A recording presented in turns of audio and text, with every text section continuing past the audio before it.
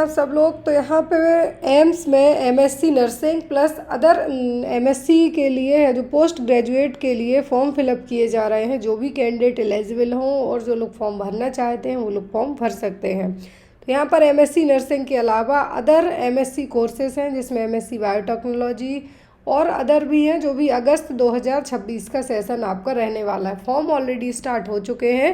25 मार्च से form fill up होना start हो गए। 24 अप्रैल है जो लास्ट डेट है। पूरा का पूरा आपके पास 1 महीना है फॉर्म फिलअप करने के लिए।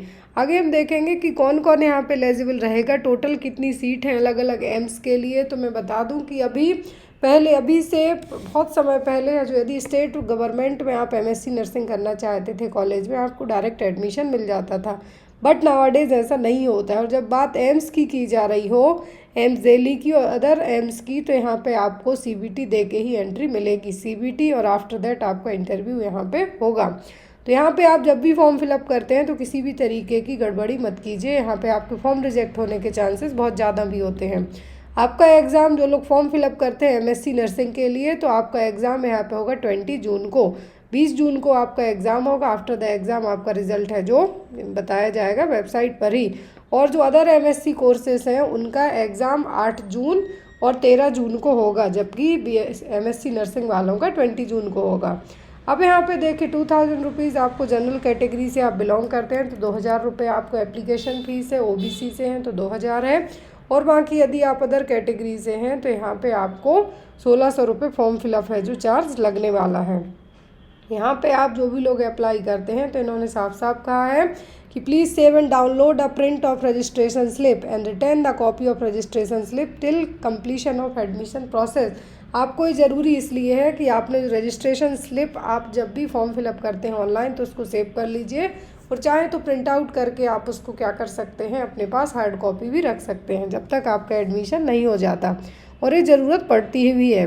तो यहाँ पे देखिए पूरी हर एक चीज़ यहाँ पे इस पे बताई गई है, क्लियरली मेंशन की गई हर एक चीज़। तो अब यहाँ पे पोस्ट ग्रेजुएट कोर्स है, तो अब जो लोग एमएससी नर्सिंग करना चाहते हैं उनके लिए यहाँ पे सब्जेक्ट हैं जो भी लोग cardiological, oncological, neuroscience, nephrological, critical care, paediatric, psychiatric, obstetrical and gynaecology nursing, community health, trauma and emergency nursing से यदि एमएससी नर्सिंग करना चाहते हैं वो लोग यहाँ पे सबसे बेस्ट ऑप्शन होता है एम्स से एमएससी करना। तो यहाँ पे आप लोग एमएससी के लिए अप्लाई कर सकते हैं यदि जो लोग बीएससी नर्सिंग और पोस्ट बेसिक बीएससी नर्सिंग कर चुके हैं वो।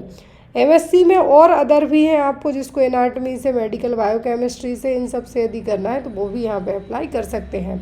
तो यहाँ पे आपको जो भी लोग अप्लाई करने वाले हों इन अलग अलग कोर्सेज़ के लिए, तो यहाँ पे आपको अपनी तैयारी भी उसी हिसाब से रखनी होगी। अब यहाँ पे हम बात करेंगे सीट की कि कहाँ पे कितनी सीट है। तो सबसे पहले हम बात करेंगे एमएससी नर्सिंग कोर्सेज़ की। तो एम्स दिल्ली में टोटल 34 सीट है यहाँ पे, जिसमें से 2 सीट पीडब्ल्यूबीडी कैंडिडेट्स के लिए रिजर्व करके रखी गई हैं। तो यहाँ पे अब जो लोग अप्लाई करते हैं, एक और चीज़ है यहाँ पे, जो भी लोग एम्स इन सर्विस कैंडिडेट है, मतलब जो लोग एम्स में ऑलरेडी जॉब कर रहे हैं, बीएससी ग्रेजुएट हैं, अब वो यदि एम्स से ही एमएससी नर्सिंग करना चाहते हैं तो उनको भी यहाँ पे एक एक सीट है जो रिज़र्व करके रखी गई है। और जो यहाँ पे अब हम अदर एम्स की बात करें तो जैसे एम्स दिल्ली में तो टोटल 34 सीट है, एम्स रायपुर में टोटल 22 सीट है, और यहाँ पे एम्स ऋषिकेश में 25 सीट है। अलग अलग सब्जेक्ट से अलग अलग सीट्स हैं, तो यहाँ पे आप इस नोटिफिकेशन में चेकआउट कर सकते हैं। और जो भी लोग यहाँ पे अप्लाई करते हैं इन एमएससी नर्सिंग के लिए, तो अब जो लोग इन सर्विस एजुकेशन में अप्लाई करते हैं उनको फ़ायदा ये होगा कि आप लोग यहाँ से वो लोग यहाँ पे आपको सैलरी भी मिलेगी और आपकी एमएससी भी हो जाएगी। और यदि आप एम्स में जॉब करते हैं तो आपको ये एग्ज़ाम निकालना और भी ईजी हो जाएगा। तो अब यहाँ पे आप लोग तैयारी अच्छे से करते रहिए। और जो लोग यहाँ पे अदर कैटेगरी से हैं तो यहाँ पे देखिए सभी के लिए सीट्स का रिजर्वेशन भी है, बट आपको निकालना सीबीटी पड़ेगा। ये चीज़ आप ध्यान रखिए और किसी भी तरीके की गड़बड़ी मत कीजिए, अदरवाइज़ आपकी यदि आप फाइनल तक भी किसी भी गड़बड़ी में पाए जाते हैं तो आपकी सीट है जो कैंसिल हो जाएगी। एमएससी नर्सिंग वाले यहाँ पे वही अप्लाई कर सकते हैं जिन्होंने बीएससी ऑनर्स नर्सिंग किया हो, बीएससी नर्सिंग पोस्ट सर्टिफिकेट हो या पोस्ट बेसिक बीएससी नर्सिंग हो, वो लोग यहाँ पे अप्लाई कर सकते हैं। आपके पास स्टेट नर्सिंग काउंसिल और इंडियन नर्सिंग काउंसिल का रजिस्ट्रेशन हो और साथ में 60% आपने 60% के साथ अपनी बीएससी नर्सिंग है जो क्लियर की हुई हो। साथ में आपके पास रजिस्ट्रेशन हो एज RN और RM का, रजिस्टर्ड नर्स और रजिस्टर्ड मिडवाइफ का, किसी भी स्टेट नर्सिंग काउंसिल से। तो जो लोग यहाँ पे अप्लाई करते हैं एक बार नोटिफिकेशन रीड आउट करिए, और देन आपका यहाँ पे एग्ज़ाम भी होगा। MSc नर्सिंग वालों के लिए यहाँ पे कहा गया है कि आप जब यहाँ पे एग्ज़ाम देंगे, जितने भी यहाँ पे कोर्स है जो यहाँ पे आपके कहे गए हैं कि आपका यहाँ पे एंट्रेंस एग्ज़ाम होगा जो ओनली इंग्लिश फॉर्मेट में होगा, किसी भी तरीके का सिलेबस आपको नहीं है, जो आपने अपने ग्रेजुएशन में पढ़ा है उसमें से आपको कुछ भी दिया जा सकता है। MSc नर्सिंग वालों के लिए आपको 90 मिनट्स का टाइम दिया जाएगा, 90 MCQs होंगे जो कि 90 मार्क्स के ही यहाँ पे आपको होंगे। तो यहाँ पे आपको, और साथ में यहाँ पे आपकी नेगेटिव मार्किंग भी 1/3 ऑफ नेगेटिव मार्किंग है, तो आप इस चीज़ का खास ध्यान रखिए।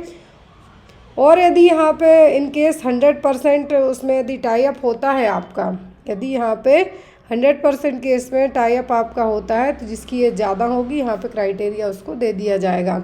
और जो भी फॉरेनर्स यहाँ पे आके MSc नर्सिंग करना चाहते हैं और इवन एम्स दिल्ली में करते भी हैं, तो उनके लिए भी यहाँ पे देखिए सीटें कुछ कुछ बचा के रखी। एक सीट है MSc नर्सिंग के लिए, और जो अदर MSc कोर्स है उसके लिए 2 हैं, और MSc बायोटेक्नोलॉजी के लिए टोटल यहाँ पे 1 ही सीट है जो अलॉट की जाएगी।